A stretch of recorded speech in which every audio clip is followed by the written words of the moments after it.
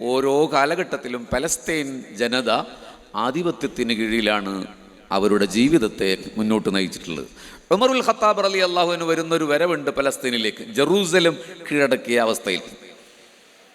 ഉമർ റളിയല്ലാഹു അൻഹു ഒരു സേവന കൂട്ടി മാത്രമാണ് ജെറൂസലമിലേക്ക് വരുന്നത്.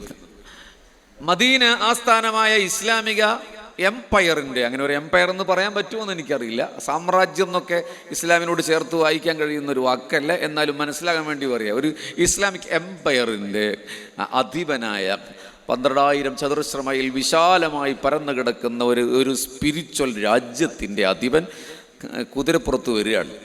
ഉമർ റളിയല്ലാഹു അൻഹു സേവകനോട് പറഞ്ഞു, ഊഴം വെച്ച് നമ്മൾ കുതിരപ്പുറത്തിരുന്നാൽ മതി, കുറച്ച് ദൂരം ഞാനിരുന്നാൽ കുറച്ച് ദൂരം നിങ്ങളിരുന്നാൽ മതി. അപ്പം ഞാൻ ഒട്ടകത്തിൻ്റെ കടിഞ്ഞാൺ പിടിച്ച് അങ്ങനെ വരാം. ജെറൂസലമിലേക്ക് എത്തുമ്പോൾ ഊഴമനുസരിച്ച് ഉമർ റളിയല്ലാഹു അൻഹു ആണ് കുതിരയുടെ കടിഞ്ഞാൺ പിടിക്കേണ്ടത്. സേവകൻ പറഞ്ഞു, ഖലീഫ, നിങ്ങൾ ജെറൂസലമിലേക്ക് പ്രവേശിക്കാൻ പോവാണ്. അവിടെ വലിയ ബിഷപ്പുമാർ, അവിടെ ജൂതന്മാർ ഒക്കെ കാത്തിരിക്കുകയാണ്. അവിടെ ജൂതന്മാരുണ്ടായിരുന്നു.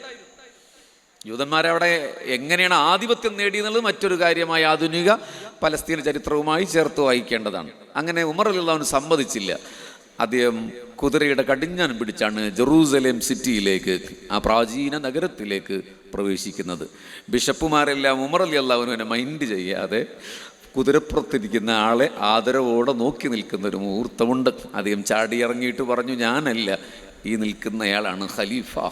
എവിടെയൊക്കെയോ പിഞ്ചിപ്പോയ ഒരു വസ്ത്രം ധരിച്ച് മദീനയിൽ നിന്ന് പലസ്തീനിലേക്കുള്ള ഈ ദീർഘയാത്രയുടെ സകല ക്ഷീണവുമുള്ള ഖലീഫ ഉമർ ഇങ്ങനെ നിൽക്കുന്നത് കണ്ട് ബിഷപ്പുമാരുടെ മനസ്സ് പൊട്ടിപ്പോകുന്ന ചരിത്രത്തിലെ ചന്തചാരുതകളിൽ ഒരു രംഗമുണ്ട്. ഉമർ റളിയല്ലാഹു അൻഹു ജെറൂസലേമിൽ നടത്തിയ ഒരു പ്രസംഗത്തിൽ ആദ്യമായി പറയുന്നത്, ഇസ്ലാമിക ആധിപത്യത്തിന് കീഴിലുള്ള ഈ രാജ്യത്തെ ന്യൂനപക്ഷങ്ങൾ സുരക്ഷിതരായിരിക്കും. ആരാണ് ന്യൂനപക്ഷങ്ങൾ? ക്രിസ്ത്യാനികൾ, ജ്യൂസ് ഒക്കെയാണ്, ജൂതന്മാരൊക്കെയാണ് അവിടെ ഉള്ള ആളുകൾ. അവർക്ക് ഉമർ റളിയല്ലാഹു അൻഹു അവരെ ആട്ടിപ്പായിച്ചിട്ടില്ല. ജൂതന്മാരെ ആട്ടിപ്പായിച്ച ചരിത്രം യൂറോപ്പിനാണ്. ഇവിടെ വാക്കോട് ഉസ്താദ് അതിലേക്ക് ഒരു കിളിവാതിൽ തുറന്ന് സംസാരിക്കുകയുണ്ടായി. ജർമ്മനിയിൽ നമ്മളെപ്പോഴും പറയുന്ന ഹിറ്റ്ലർ ഉണ്ടല്ലോ, ഹിറ്റ്ലർ മാത്രമൊന്നുമല്ല അതിൻ്റെ പ്രതി, ഹിറ്റ്ലറെ മാത്രമാണ് നമ്മളിങ്ങനെ ആക്ഷേപിക്കുന്നത്. ഹിറ്റ്ലർ മാത്രമല്ല, യൂറോപ്പ് മുഴുവനും ജൂതന്മാർക്കെതിരായിരുന്നു. കുരിശ് യുദ്ധ കാലഘട്ടത്തിൽ, ഇത് ഓൺലൈനിൽ പോകുന്നുണ്ടെങ്കിലും ഞാൻ പറയാം, ക്രിസ്ത്യാനികളായ യൂറോപ്യന്മാർ ജൂതന്മാരോട് ആദർശപരമായും സാമൂഹികപരമായും വിയോജിപ്പുള്ള എന്ന് മാത്രമല്ല വെറുപ്പുള്ള എന്നും മാത്രമല്ല കുരിശ് യുദ്ധങ്ങളിൽ 10,000 ജൂതന്മാരെ കൊന്നു കുലവിളിച്ച ചരിത്രം ക്രൈസ്തവ യൂറോപ്പിനുണ്ട്. കേരളത്തിൽ നല്ല ക്രിസ്ത്യാനികളെ കുറിച്ചല്ല ഞാൻ പറയുന്നത്. ഇതങ്ങനെ പറയേണ്ടി വന്നത് പറയിപ്പിച്ചത് കൊണ്ടാണ്. ഇസ്രയേലിൽ കഴിഞ്ഞ മാസങ്ങളിലൊക്കെ സംഘർഷമുണ്ടായപ്പോൾ കേരളത്തിലെ ഫേസ്ബുക്കിലുള്ള തള്ളുന്ന ചില കാസക്കാർ എന്താണ് എഴുതിവിട്ടത്? ആരുടെ പക്ഷത്താണ് അവർ നിന്നത്? സംഘപരിവാറുകാർ ആരുടെ പക്ഷത്താണ് നിന്നത്?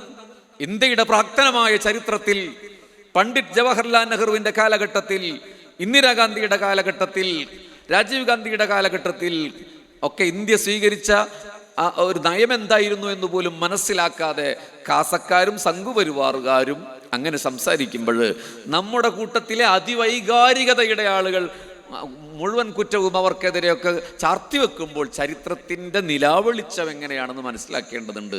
ക്രൈസ്തവ യൂറോപ്പൊക്കെ അവരെ തള്ളിക്കളഞ്ഞിട്ടുണ്ട്. ലക്ഷക്കണക്കിന് ജൂതന്മാരെ ആട്ടിപ്പായിച്ചിട്ടുണ്ട്. നിസ്സഹായരായി യാമ്പറ്റകളെ പോലെ ഓടിയലഞ്ഞൊരു ചരിത്രം ജൂതന്മാർക്കുണ്ട്. അവർക്ക് സംരക്ഷണം നൽകിയത് മുസ്ലിങ്ങളാണ്. ആദർശപരമായി ഖുർആൻ പരാമർശിക്കപ്പെട്ട ഒരു വിഭാഗത്തോട്, അവരുടെ ആദർശത്തോട് ഒരു തരത്തിലുള്ള ബന്ധമില്ലാതിരിക്കെ അവർക്ക് ജീവിക്കാനുള്ള ഇസ്ലാമിക രാഷ്ട്രത്തിൻ്റെ കീഴിലുള്ള ന്യൂനപക്ഷം എന്ന നിലയ്ക്ക് അവർക്ക് സുരക്ഷയൊരുക്കി സയ്യിദുന ഉമർ ഇബ്നുൽ ഖത്താബ് റളിയല്ലാഹു അൻഹു. എന്ന് മാത്രമല്ല, നിങ്ങൾ കേട്ടാൽ ഞെട്ടുമെന്ന് എനിക്കറിയില്ല, സലാഹുദ്ദീൻ അയ്യൂബിയുടെ കാലഘട്ടത്തിൽ ജൂതനായ ഒരു ഗവർണർ പോലും പാലസ്തീനിൽ ഉണ്ടായിരുന്നു. അഡ്മിനിസ്ട്രേഷൻ ജൂതനായിരുന്നു.